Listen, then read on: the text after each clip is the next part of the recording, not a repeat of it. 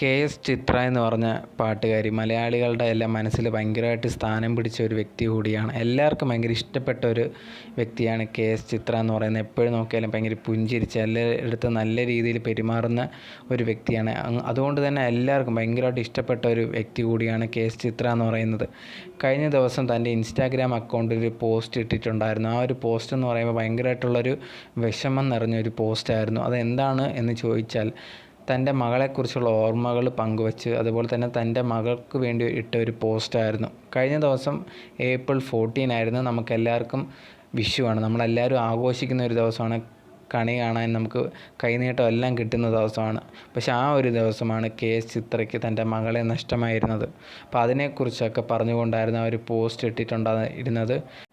ആ ഒരു പോസ്റ്റിൽ പറഞ്ഞിട്ടുണ്ടായിരുന്ന കാര്യം എന്ന് പറയുന്നത്, മകളെ, എനിക്ക് നിന്നെ തൊടാനോ കാണാനോ കേൾക്കാനോ ഒന്നും തന്നെ പറ്റുന്നില്ല, പക്ഷേ എനിക്ക് നിന്നെ ഫീൽ ചെയ്യാൻ പറ്റുന്നുണ്ട്.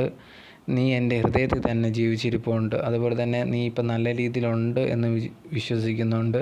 നമുക്കെന്തായാലും ഒരു നാൾ കാണാൻ പറ്റുമെന്ന് ഞാൻ വിശ്വസിക്കുന്നു എന്ന് പറഞ്ഞിട്ടായിരുന്നു ആ ഒരു പോസ്റ്റ് ഇട്ടിട്ടുണ്ടായിരുന്നത്. അത് ഭയങ്കര ഒരു സങ്കടത്തോടുള്ള ഒരു പോസ്റ്റും ആ ഒരു പോസ്റ്റിൽ എഴുതിയിരുന്ന കാര്യങ്ങൾ ഭയങ്കര ഒരു വായിക്കുമ്പോൾ തന്നെ ഭയങ്കര വിഷമം തോന്നുന്നൊരു കാര്യമായിരുന്നു.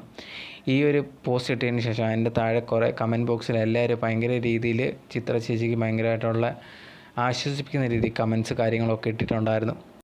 സോ എനിക്കും പറയാനുള്ള ഒരു കാര്യം എന്ന് പറഞ്ഞാൽ, ചിത്ര ചേച്ചി ഒരിക്കലും വിഷമിക്കരുത്. അത് ചിലപ്പം ജീവിതത്തിൽ കുറേയധികം സംഭവങ്ങളൊക്കെ നമ്മുടെ ജീവിതത്തിൽ നമ്മൾ പ്രതീക്ഷിക്കാതെ നടക്കാം. പക്ഷേ അതിലൊന്നും തളരരുത് എന്നുള്ളൊരു കാര്യമാണ്. കുറേയധികം ചിത്ര ചേച്ചി ഇഷ്ടപ്പെടുന്ന കുറേയധികം ആൾക്കാർ ഇവിടെ തന്നെ ഉണ്ട്. സോ അവരെല്ലാവരും ചേച്ചിയുടെ സന്തോഷത്തിൽ ഭയങ്കരമായിട്ട് ആഗ്രഹിക്കുന്നവരാണ്. അതുകൊണ്ട് തന്നെ എപ്പോഴും സന്തോഷമായിട്ട് തന്നെ ഇരിക്കുക. അതിനുവേണ്ടി ഞങ്ങൾ ദൈവത്തോട് ഉറപ്പായിട്ടും പ്രാർത്ഥിക്കുന്നതാണ് എന്ന് മാത്രമേ പറയാൻ സാധിക്കത്തുള്ളൂ.